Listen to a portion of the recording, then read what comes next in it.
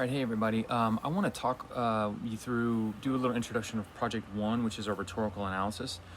Um, this won't take a whole lot of time, but I do want to kind of give you some ideas about how you might want to approach this project and to think a little bit about it. So you should have already done, if you take an English 1100 at ECU, then you have probably done a rhetorical analysis. I mean, you should have done a rhetorical analysis. Let me put it this way.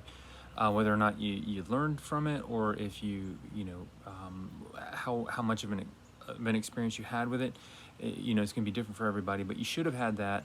And if you've been in one of the equivalent courses at maybe a community college or another school, you've transferred over, then you very well should have done a rhetorical analysis. But if you haven't, or if it's been a while, or whatever the case may be, I have put some information up in Canvas that should give you a little bit of a reflection back, a little bit of a reminder, kind of go through the way that I would explain rhetorical analysis in if we were going to be doing it in class, in English 1100 class we teach.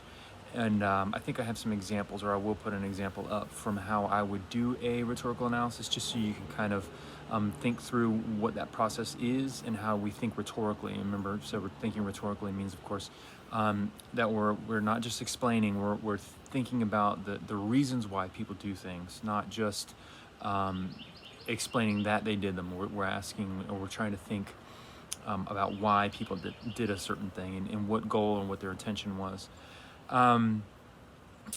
So for Project One, what I'm asking you to do is to do a rhetorical analysis of two different articles, or two different sources of information.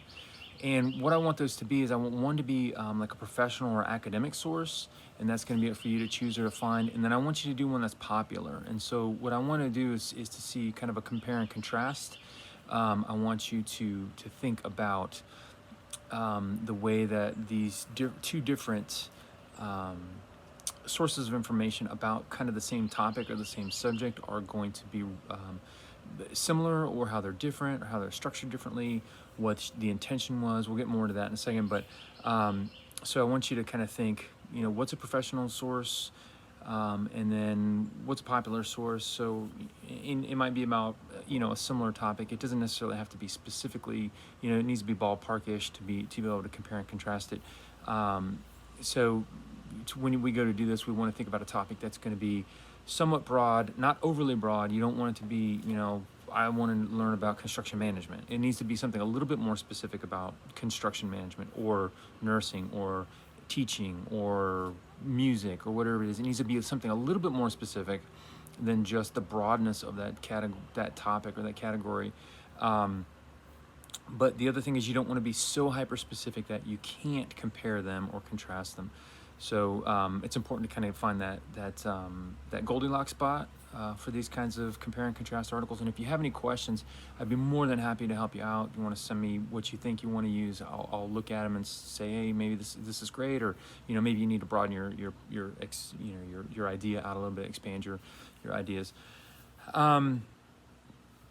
So there are a lot of different professional journals out there. I mean, there's so many different professional journals. There's no way to be able to categorize how many there are. There are a few here that I found, just to give you kind of an example. So for my engineering folks, I found this website called the EE Times, which I guess is Electrical Engineering Times. If you go through it, it's pretty interesting stuff. I mean, I'm not an electrical engineer. I don't understand any of it, but it seems pretty interesting, especially if you're an electrical engineer. It looks free. You can go check it out. From communications people, that's what I used to do in a previous life. So this is the Public Relations Society of America's magazine, or their website, which used to be a magazine, I think. You probably still get a print version of it, but so this is theirs, and this talks about communications and communication strategies and stuff, what people are doing, case studies and stuff.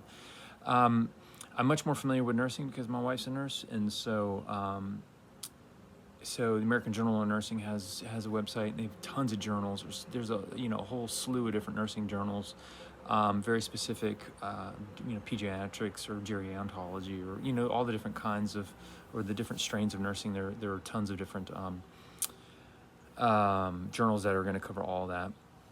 So there are plenty of these are would be more professional and academic sources, and then when we think about popular sources, we're going to think about like the New York Times or the um, Atlantic magazine or uh, Politico or Vox or any of those kind of professional, those more popular, more readily accessible to the general public kinds of sources of information. So that's what I think about when I think about popular. You don't want to go to like Bob's website.com or something like that. That's not going to that might be considered a popular source, or a non-professional or non-academic source, but it's probably certainly not going to be relevant or acceptable for this kind of exercise that I'm asking you to do. All right, so how might we even think about doing this comparing and contrasting? So I've got a couple of examples here. So there are two kind of main ways that I think about doing this, and one is to set up kind of like maybe a Venn diagram, right? And to say, put into categories like here, here's from a nursing journal on one side, and on the other side, it's going to be from like a New York Times article. So I want to say, what are the things that are very specific to this professional journal, nursing journal, that is not going to be relevant or not going to be evident in the New York Times article. And I'm going to do the same thing. What are those differences that I'm going to see? And I'm going to put those on either side. And then, kind of in the middle here, we're going to see those kind of commonalities. What do they have in common that they are informative, that it is talking about these nurses, some kind of nursing something, right? And then what we can do is go and flip that into kind of more, take that once you have a Venn diagram set up like this. When you're doing your analysis or your evaluation of these journal articles, is to kind of go flip it into a more traditional kind of structured organization of a paper. So you have your introduction. Then we're going to talk specifically about what is unique or interesting about the professional journal.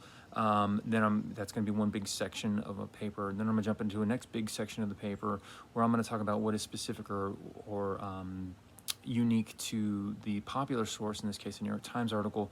And then maybe I will have another section down here where I'm going to talk about what the commonalities are between them, what makes them kind of similar, and kind of ties them together as being interesting for readers of both professional and popular sources.